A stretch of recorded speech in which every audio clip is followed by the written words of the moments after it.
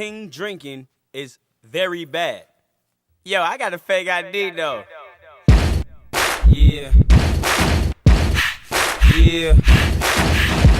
This is Tipsy Talk with Bree Agner and Aaron Schneider.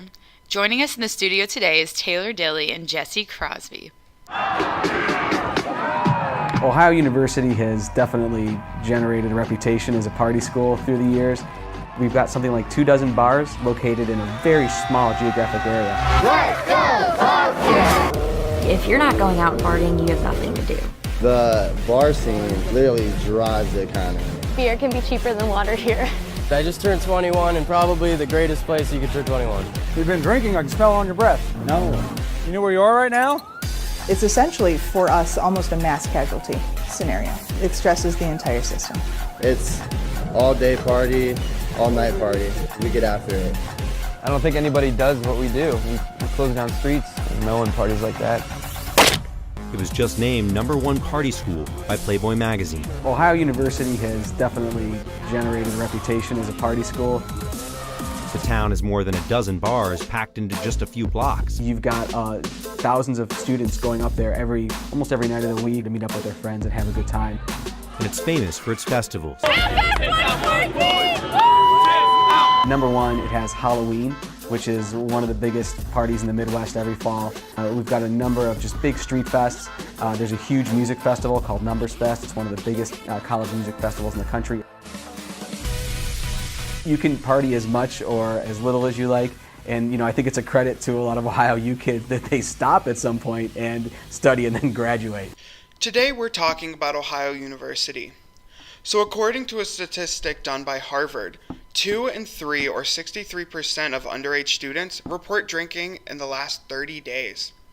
In addition to that, students that attend a university drink more than those who are their same age counterparts. So based on this, we know that there are a lot of statistics surrounding the act of underage drinking, but what we don't have is an understanding of what is the culture that is driving students to drink before the age of 21. This is what we found when doing our reading and looking over current and applicable research. So what we really want to understand here at Ohio University is how does the culture contribute to the pressure of underage consumption of alcohol? What are students feeling when they go out? How are they viewing other students who are doing the same thing? This is what we have sought to understand on this week's episode of Tipsy Talk. In order to understand why this phenomenon is happening, we interviewed 7 students, the Associate Director of the Campus Involvement Center.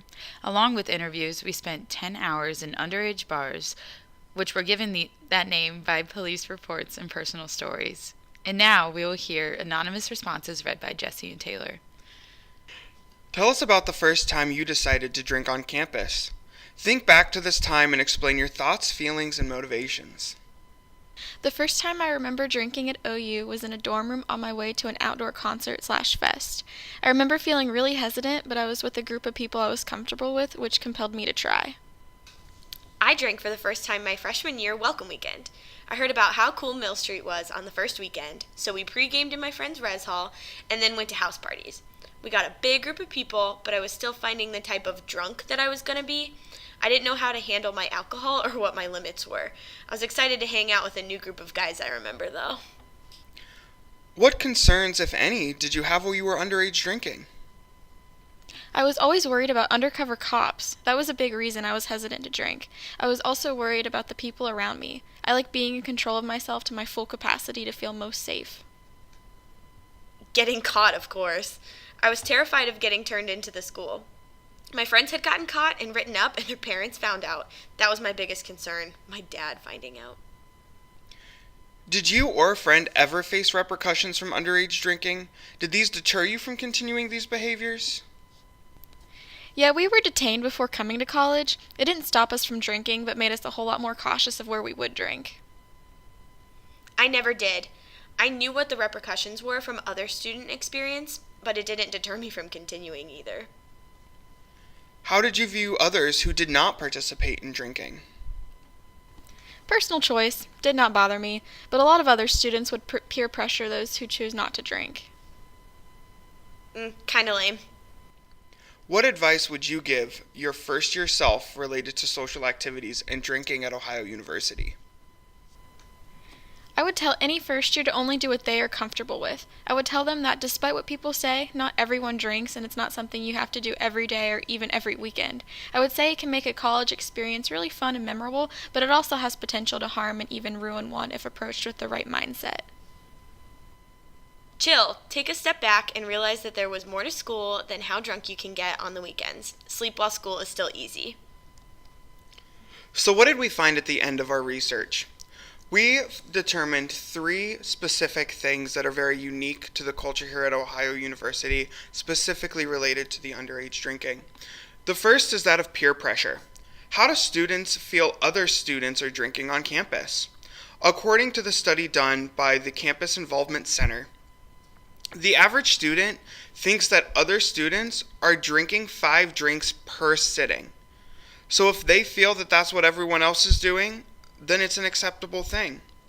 Alcohol availability is also very prevalent, whether they are using fake IDs to get into bars, going to retail stores and getting upperclassmen to buy the alcohol for them, or just going to off-campus locations where their friends live in apartments and drinking with them.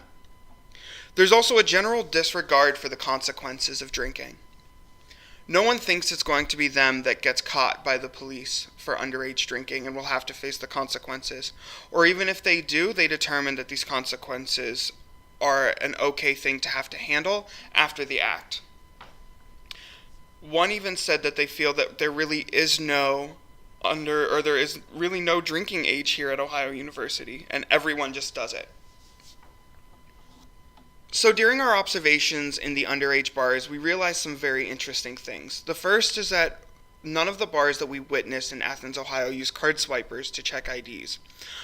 Upon further discussion, we learned that this is because there is no state mandate for bars to have to use card swipers to check IDs, and therefore the bars in Athens have decided to just have people checking them at the door.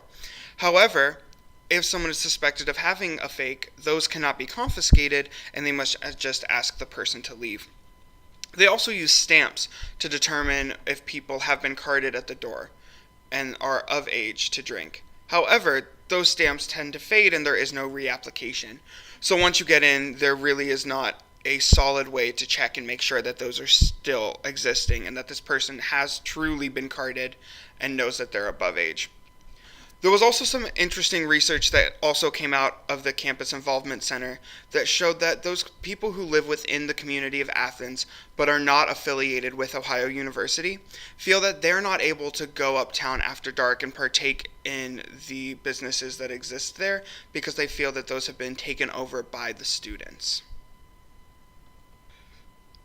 So what can be done about this?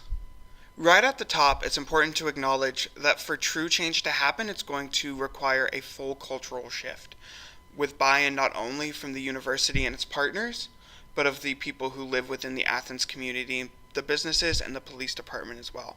We recognize that this would take a very long time and a lot of work, so we want to start by focusing on a few small things that we can do to start to improve this culture.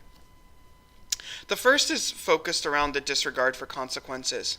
We want to create some form of sanctioning or repercussions that we can assign to students who are caught underage drinking in order to create an actual deterrent and an actual reason for them to not want to do it again. Whether this be through sanctioning guidelines when they're going through the conduct process, or developing a more cohesive relationship with the police force on and off campus. The second is focused on the peer pressure aspect. We want to provide that space for those students who don't want to fall to that pressure of drinking. We want to give them something to do that is different and something where they can meet like-minded people. So we want to provide additional opportunities and events on campus that will allow students to socialize and engage with the community. However, for this to be effective, we need to rely heavily on student input. Since all of our research and all of our discussion have been based on what are those stories, what has caused them to do this, what is the culture surrounding this, if we can address that and come up with real solutions and real alternatives, we can start to affect that change. Thank you for tuning in to Tipsy Talk. We hope that you have a better understanding of the underage drinking culture at Ohio University. Please tune in next week where we talk about another top party school, University of Georgia in Athens, Georgia. Thank you, and remember, teen drinking is very bad. Please drink responsibly. Yeah.